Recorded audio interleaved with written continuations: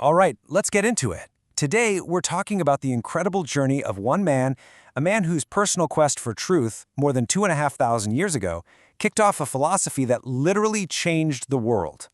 This is the story of how a prince, who was completely sheltered from any kind of suffering, became this global symbol of enlightenment. So this really is the big question, isn't it? It's what we're going to unpack. How does a guy who has absolutely everything, wealth, power, a family, just walk away from it all? How does he go from that life to confronting the very nature of suffering and end up being called the light of Asia? It's a heck of a transformation. Okay, so to get to the bottom of that, we have to rewind all the way back to the beginning. And our story doesn't start with some wise sage or a spiritual guru. Nope, it starts with a prince, born into just unbelievable luxury, totally clueless about the real hardships of the world. We're going back in time, way back. The year is 563 BC. And just to give you some context, we're in ancient India, which at the time was this incredible hotbed of new ideas. A lot of philosophical and religious change was in the air.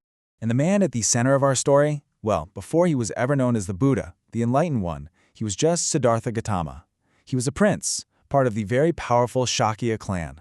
He was born in a place called Lumbini, which is in modern-day Nepal.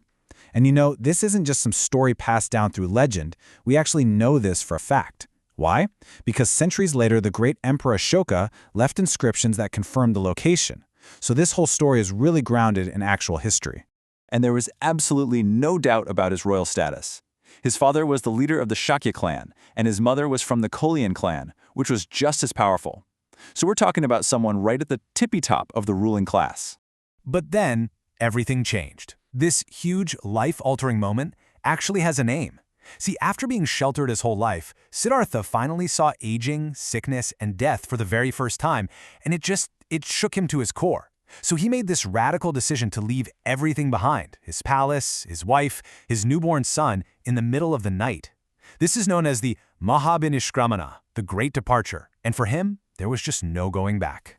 Now you might think leaving the palace was the hard part, but really that was just the beginning. Siddhartha then started this incredibly tough, years-long journey as a wandering ascetic, his whole mission to find a real, true way to end suffering. And he wasn't just wandering around hoping for an answer to fall from the sky. No, he was actively seeking out the wisest people he could find. One of his first teachers was a guy named Kalama, who taught him some really deep meditation techniques. But even after all that, Siddhartha knew deep down that he hadn't found the final answer yet. The search continued. Okay, so this is it. This is the moment everything has been building towards. After years of pushing his body to the absolute limit, we're talking starving himself almost to death, he has this massive breakthrough. He realizes that all this extreme self-denial, it wasn't making him wiser. It was just making him weak and his mind foggy. He understood that the real path was a middle way, somewhere between the extreme luxury he'd left and the extreme hardship he'd embraced. So he sits down under a Bodhi tree in Bodh Gaya and basically makes a promise to himself not to get up until he's found the truth. And right there, under that tree, he found it. He achieved nirvana. So what exactly is nirvana? The word itself kind of means to extinguish the flame of desire. It's not some kind of heaven you go to. It's a state of deep, profound peace you reach by getting rid of the cravings, the anger, and the ignorance that are the root cause of all our suffering. In that moment, he wasn't Siddhartha anymore. He was the Buddha, the one who is awake.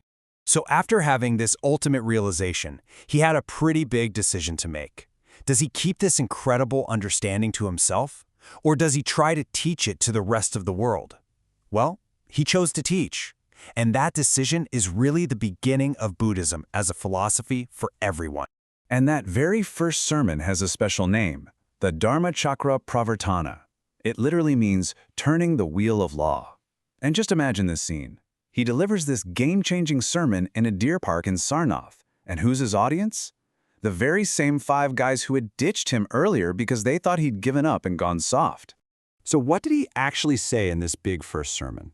Well, the core of it was this really elegant 4-step idea. First, life involves suffering. It's just a fact. Second, there's a reason for that suffering, and it's our craving and attachment to things. Third, and this is the hopeful part, you can put an end to this suffering. And fourth, there's a specific path you can follow to do it. It's brilliant, really. It's like a doctor's visit. Here's the problem, here's what's causing it, here's the good news, and here's the cure. Okay, so the Buddha taught for more than 40 years. But what happens when he's gone? That was the big challenge his followers faced. How do we make sure all these teachings are preserved correctly for everyone who comes after us? His life on Earth came to an end when he was about 80 years old, in a place called Kushinaga. This final passing is known as Maha Parinirvana. And as soon as their teacher was gone, his followers knew they had to get organized, and fast, to make sure his words weren't lost. So, what they came up with was a series of big meetings, or councils. There were 4 major ones over the next few centuries. The very first one happened right after his death in Rajgriha, with the backing of King Ajatashatru. And then you have the 4th one, which was super important for how the faith would later develop. That one was held up in Kashmir, sponsored by King Kanishka. These meetings were absolutely crucial for getting all the teachings written down and organized into scripture.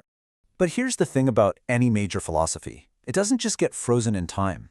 As Buddhism started spreading all across Asia, it naturally started to change and adapt. This led to different schools of thought popping up. And the biggest split of all created 2 main branches. On one hand, you have Hinayana.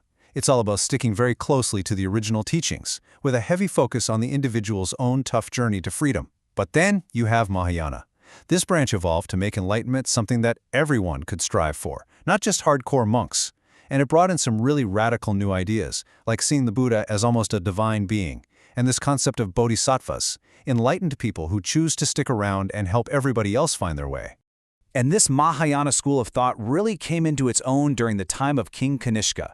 Now remember him? He's the same king who put on that 4th Buddhist council in Kashmir. And it was at that very council where these new Mahayana ideas were officially laid out. And this shift wasn't just about religious ideas, it had a huge impact on culture. The rise of Mahayana Buddhism sparked the creation of these amazing centers of learning. The most famous one, by far, was Nalanda University.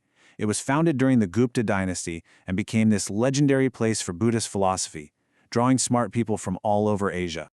And all of that brings us right back to today. We followed the story of a prince who became a teacher, whose ideas were carefully preserved and then evolved over hundreds of years. So it leaves us with one last thing to think about.